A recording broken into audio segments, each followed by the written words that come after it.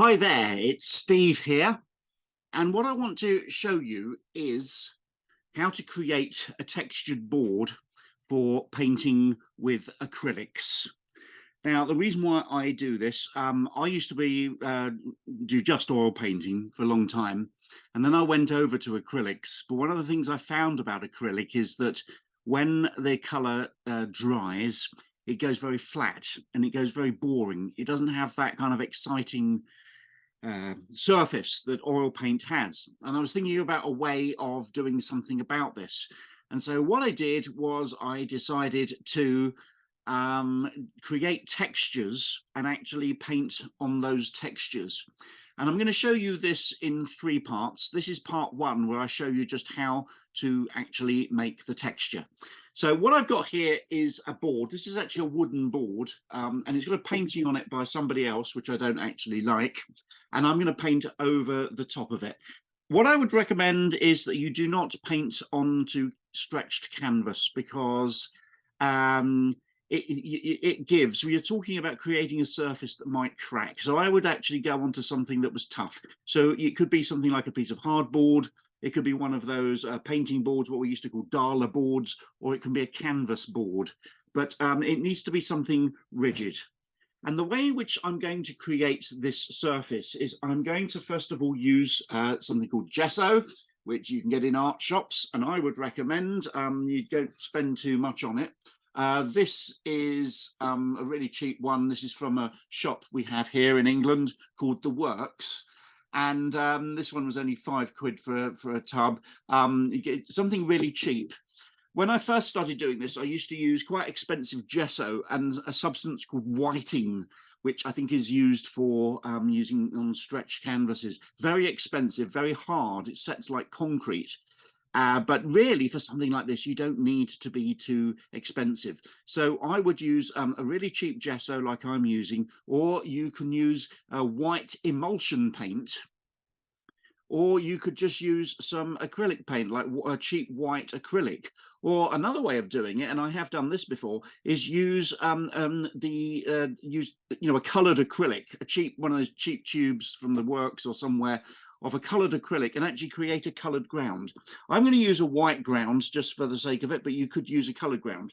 Now, how do I make this lumpy? The first time I ever did this, a friend of mine brought me some gesso over from America, and it was fantastic. It was almost like Artex. It just dried really hard, and it was very thick. And I have not been able to find that gesso anywhere. All the gesso I've found is pretty thin. But what I always do is instead of using whiting, I would use some really cheap polyfiller. And this is actually from B&Q, and it's really very, very cheap. I mean, I got this a long time ago. As you can see, it's an old box, but just use something very, very cheap to actually thicken it. And what I'm going to do is I've got my gesso there with an old brush that I'm going to be using to paint it. And what I'm going to do is I'm just going to add some polyfiller, and I'm just going to add this. Here we go. It's a bit like mixing a cake, okay? So you put some of this on, and then you very carefully start mixing it. Oh, actually, this is going very thick. Okay, this is going a bit too thick, actually. I think I might need some more gesso with this. That's quite a lot I've put on. And you must make sure that all the powder, it's a bit like a cake, like the flour has to be mixed in perfectly. Make sure all the powder actually mixes in. There's none left in a little corner of the plate. My word, this is going to be thick. My word, this is going to be thick. And I'm going to mix it all in like this. Now, how thick you want it, that's really up to you. There's some people who do it and they use a really very, very light, almost just a thin granular surface. And there's some people who do, well, do almost like, the surface of the moon. My oldest son actually did some paintings of the surface of the moon. He did a project all about the Apollo moonshots, and he actually created these three-dimensional surfaces. Now, I'm going to actually just get rid of some of that. I'm going to actually use this because this is really thick, and I think this is going to be quite nice. So yeah, it could be as thick or as light a surface as you want. I'm going to start painting. I'm going to start in the middle, and it really is almost like artexing or laying a plaster I'm going to do this so that it's really quite thick. Could be like icing a cake, doing chocolate icing or something like that. Okay, and what this will do is when this dries, this will have a really grainy surface, which will add interest, I think, to my brush strokes when I finally add the colour.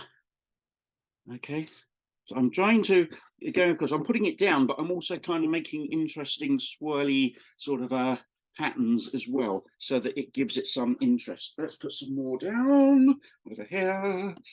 Da, da, da. Please wear an apron when you're doing this type of thing, because acrylic is a nightmare to wash out of clothes. Oil paint, you can get it off. If you get it on your clothes, you can get it off, you know, if you act fast with a bit of white spirit. But acrylic is a nightmare because it just it sets like a plastic. That's what it is. Acrylic is a plastic, and it just sets and it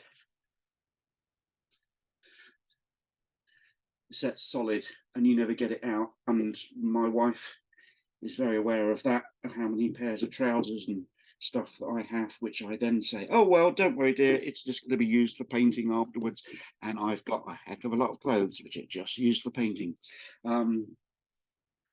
Oil paint's terrible. One oil painter I knew said it's almost magnetic. It just seems to just somehow get on your clothes without you even realizing it. But you can get it off. Acrylic, you can't. Okay, so that is a textured surface. I'm going to get all the paint I can off this, and so I get as much on here. This is going to be quite an interesting texture. And what I'm just going to do is I'm just going to make sure it does give you the textures. I'm just going to go like that all over it. And what that does is it just raises it. Now, you might look at it, but oh, I don't like that. It's like artexing in an old council house somewhere.